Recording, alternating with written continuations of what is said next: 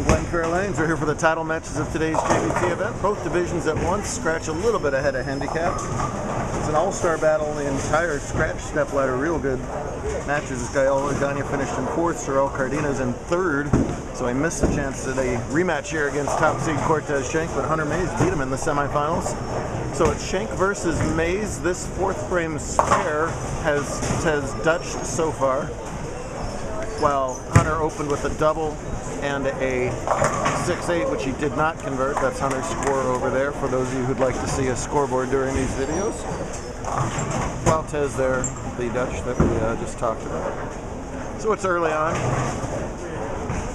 Landmark titles either way here, where Hunter, if he wins, will capture his 10th career JBT title.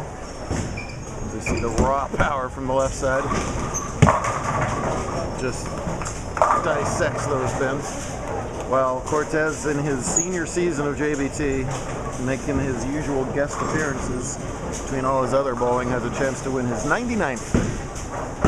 I'll say that fast because it's hard to even believe.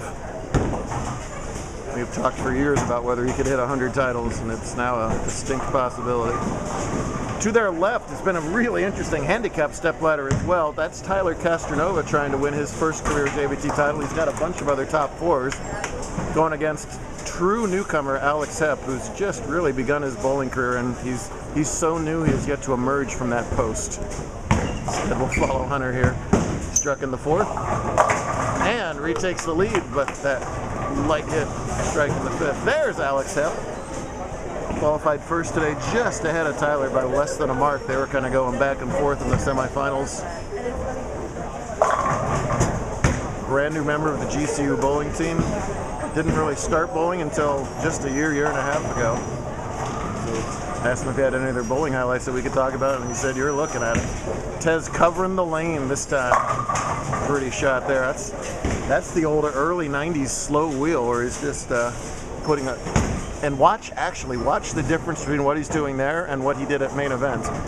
His hand is very much up the back of the ball at main event because he was trying to limit change of direction, limited the number of boards that he covered. That way, this time he's chosen to cover a lot of boards, so you're going to see that hand position rotate under the ball counterclockwise.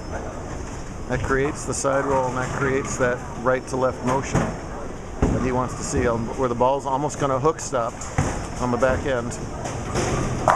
Yeah, sucks that 10-pin out, catches the double, and the lead goes back the other way. We might be back and forth this entire match. Two talented bowlers going at it.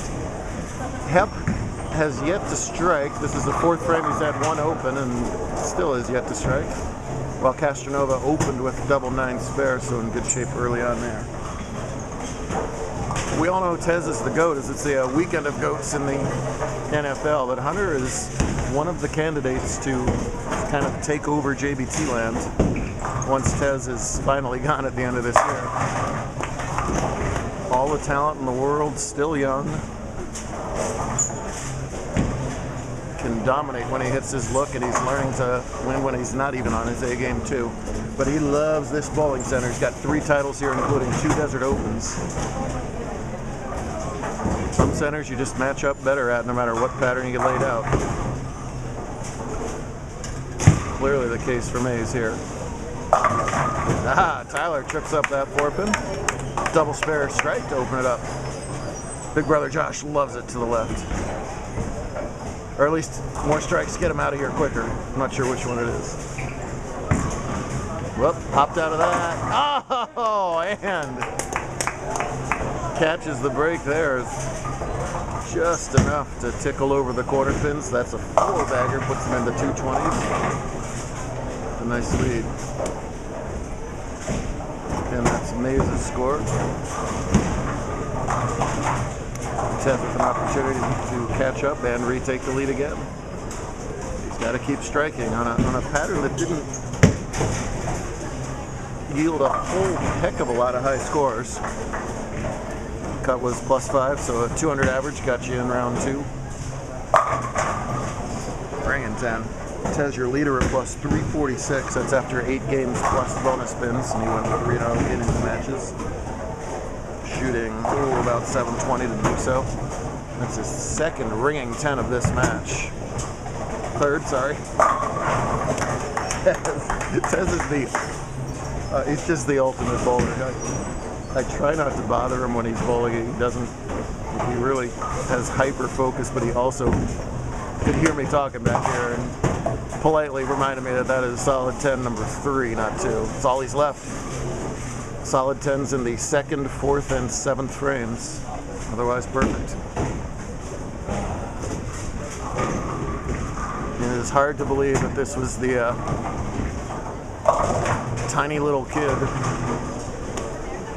doing approach practice out on the concourse of Kyrene while I bowled league, and we all knew the potential, and it was fun to see the fruition to which it has come. That ball labored.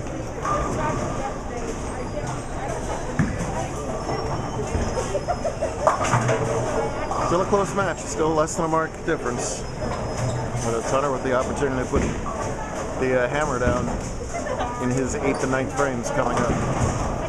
Castronova's got 97 through 5. Hep has 89 through 6, both Hunter opens. And Castronova's giving the 7, so a very close match. 2-hander from Vegas lets it fly. Lots of Vegas kids did well today. They'll be back at it again tomorrow. Dedicated bunch. They practice a bunch, they get good coaching, and they travel an awful lot. We sure appreciate it. Appreciate the whole team here at Glenfair for hosting us. Also, 105 kids today. Look out. Oh, but Tyler makes a mistake there as he switches to the plastic and misses the relatively simple spare there. So now, let's see here. He leads by 17, but gives 7 of them back. So a 1-mark game. He tells his family to hush up. 10 back, increases the lead to 13. See if Tyler can recover. Yes, he does. Splatters that rack. Shot from Tyler. He's going to go. Saves that better family.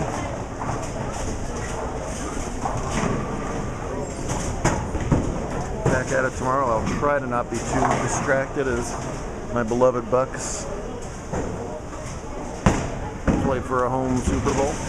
Big shot here for Hep. Untested. He's never bowled anything like a title match before. Pretty ball. Gets the 10 to curl over. Matches Castronova's strike. Still a 10-pin game. They'll be shooting in the 8th. This is Mays in the 9th. And it's pretty much wrap it up. You better believe it.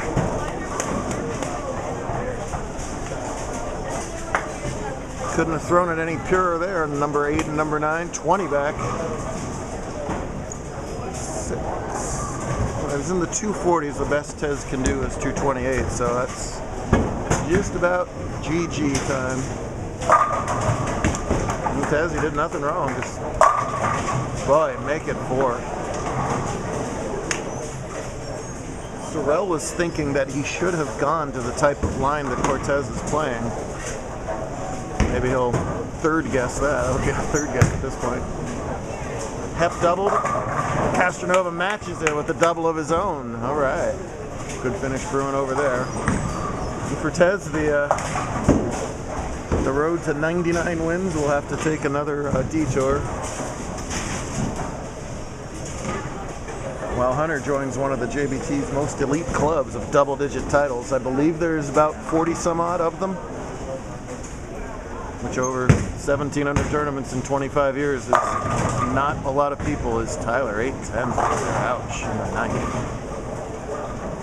It's an elite club, and many, many, many more. Wow, gee whiz.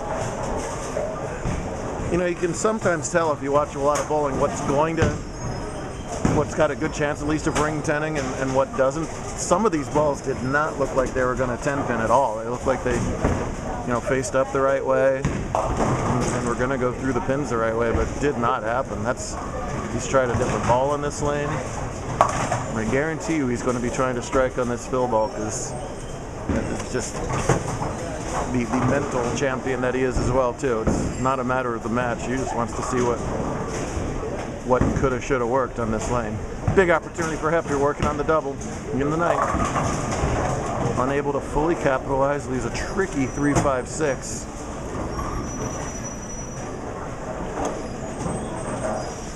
So it's back to the other ball. And of course, as it does almost every single time, a fill ball carry. On a way better than 206 game for Tez, but Mays with only one miss in his first 9 frames. Tough to beat that for sure. Nice job at the spare over there. That's, as a kid who's never bowled in any tournament of significance, certainly not in the stepladder title match with a bunch of people still watching you. Connor continues to mow them down over here. It's his time. He's had a couple little ups and downs this season. Main event didn't go so well, but don't kid yourself, he is a stone thread every time he laces them up. 10-time champ. Alex Hepp trying to be a 1-time champ here. Oh man, real nice shot, bad break leaving that solid 8. 175 and he gets 10 with spare strike for 1-8. It gets 7, sorry, right? 7? 7's the difference? Yeah, gets 7, so 182 with spare strike. Tyler's got room for 190, so anybody's game. First things first, make this 8 pin. No problem. Hunter, by the way, has continued to strike. He may never stop striking if we let him continue. He tends to do that. Get his last shot in here.